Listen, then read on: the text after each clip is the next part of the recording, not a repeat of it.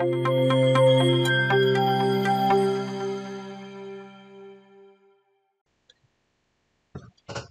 bonjour la famille, ici c'est encore Jordan Kamankwe. Bienvenue dans cette nouvelle vidéo. Aujourd'hui on va parler des registres. Alors c'est quoi les registres en fait? En fait les registres ce sont des petites mémoires. En fait ce sont des très petites mémoires, très rapides. C'est l'une des mémoires les plus rapides quand on utilise le microprocesseur en fait.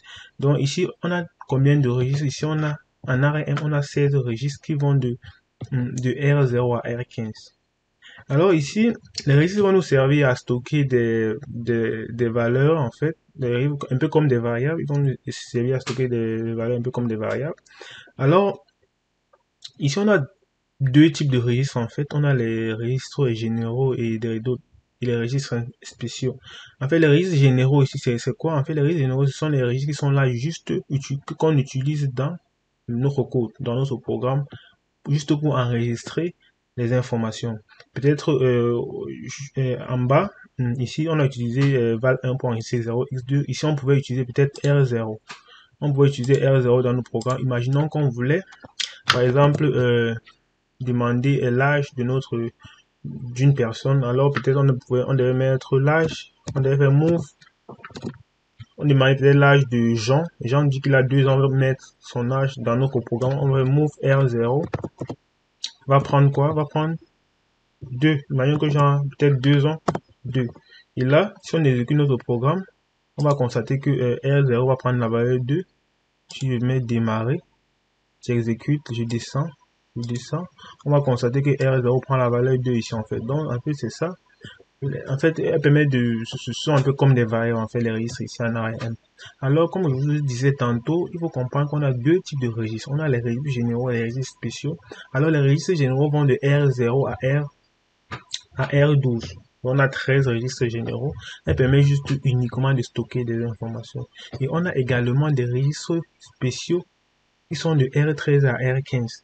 R13 c'est quoi? Comme vous pouvez le constater, R13 ce sont des registres spéciaux. En fait, ils ont déjà une fonction. En fait, ils ont déjà leur fonction prédéfinie.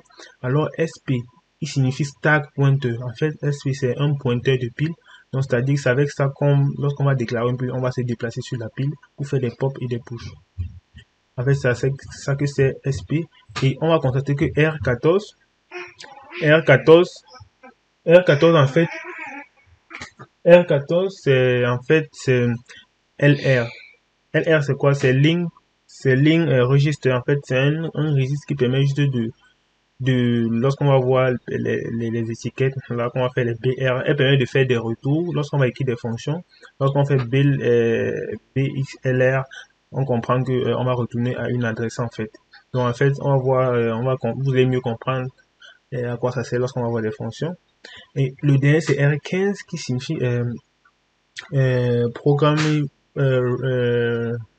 c'est programmer counter en fait. PC, l'un des risques les plus importants de l'ARM en fait, PC contient l'adresse de la prochaine instruction à être exécutée. Donc lorsqu'on veut passer d'une instruction à une autre, en ARM, on incrémente PC. Donc c'est PC que nous allons utiliser pour passer d'une instruction à une autre en fait. On incrémente PC de 4 octets, comme on a dit, parce qu'une instruction tient sur 4 octets. Alors voilà l'ensemble des risques en ARM. Voilà l'ensemble des risques que nous allons utiliser. Alors, on a un dernier ici qui s'appelle le CPSR. Ici, il s'appelle le CP. Alors, on a un dernier qu'on appelle le CPSR, comme je vous le disais tantôt. En fait, le CPSR, c'est un registre d'état. Est-ce que vous voyez, c'est un registre d'état, en fait. Les registres d'état, ils sont là pour... les registres d'état sont là... on va les utiliser lorsqu'on va vouloir faire des comparaisons. On va vouloir comparer deux nombres. On va utiliser CPSR pour enregistrer le résultat de la comparaison en fait. Si vous voyez, il y a les drapeaux. Chaque drapeau a sa signification en fait. Chaque drapeau a sa signification. Donc c'est un peu ça. Vous allez mieux comprendre le CPR lorsqu'on peut avancer plus devant. Mais tout ce que vous pouvez savoir pour l'instant, c'est qu'il peut faire de stocker le résultat peut-être des comparaisons. Parce que lorsqu'on compare deux nombres R0 et R1 peut-être, deux valeurs de deux registres, il faut comprendre que